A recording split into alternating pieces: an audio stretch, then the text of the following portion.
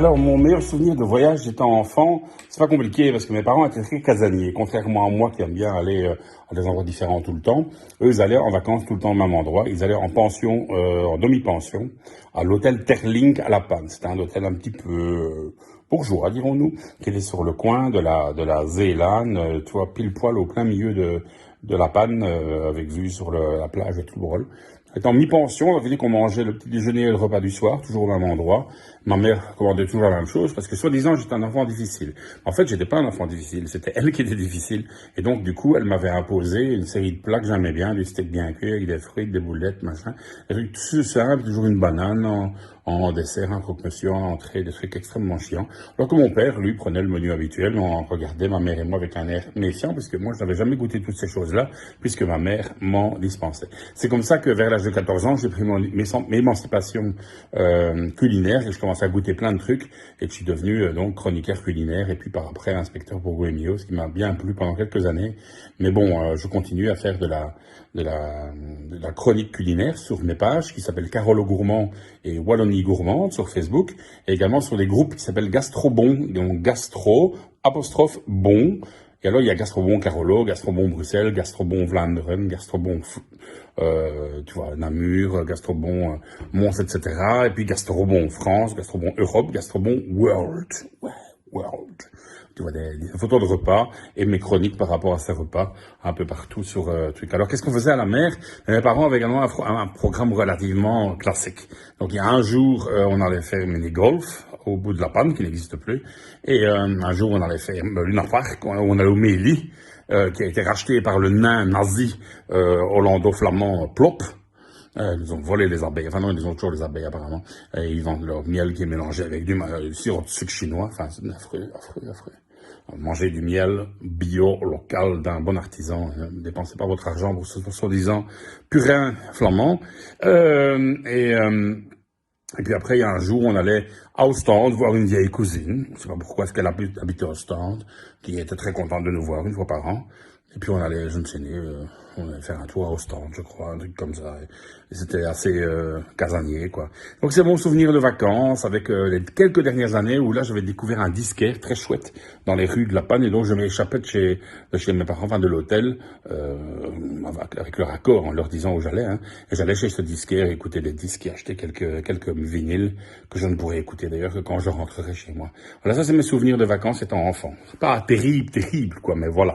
Mais j'ai voulu retourner à La Panne il y a pas longtemps, mais l'hôtel Terning n'existe plus, c'est devenu des appartements, ça a été vendu bien cher. Et je suis allé donc au Fox, qui est un peu plus loin, et on est allé manger dans un truc fabuleux, qui est le restaurant Willem Hiele.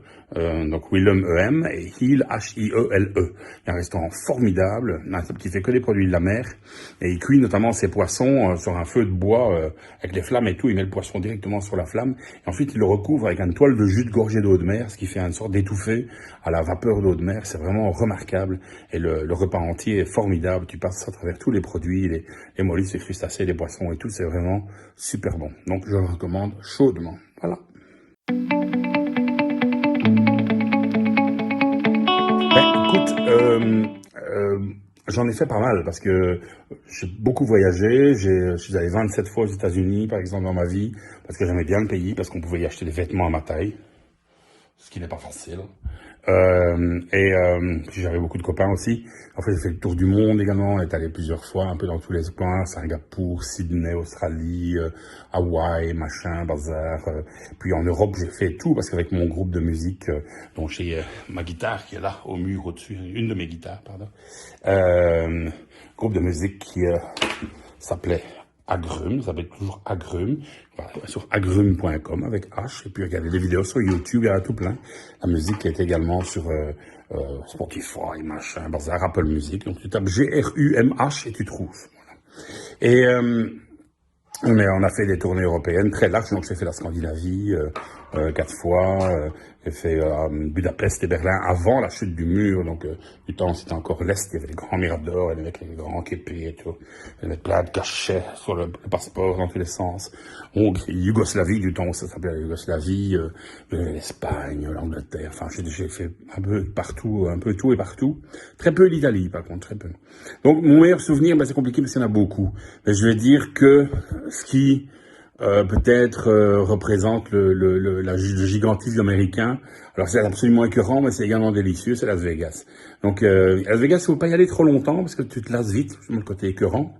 Donc 3 jours, c'est bien. Tu vois, tu vas, tu fais un bel hôtel sur le Strip, tu vas voir le Cirque du Soleil, qui malheureusement maintenant est en faillite. Je sais pas si vous avez entendu parler, mais quelle organisation, tu vois, de spectacles et tout, ils sont en faillite, c'est affreux. Des centaines et des centaines, des milliers d'artistes au chômage.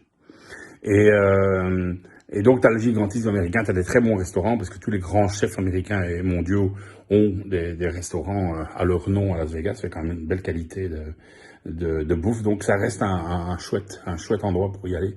Je me souviens d'une soirée où on avait été invité par un majordome que je connaissais à aller boire du champagne dans le restaurant, dans le bar d'Alain Ducasse, au sommet de The Hotel, une partie du Mandalay Bay.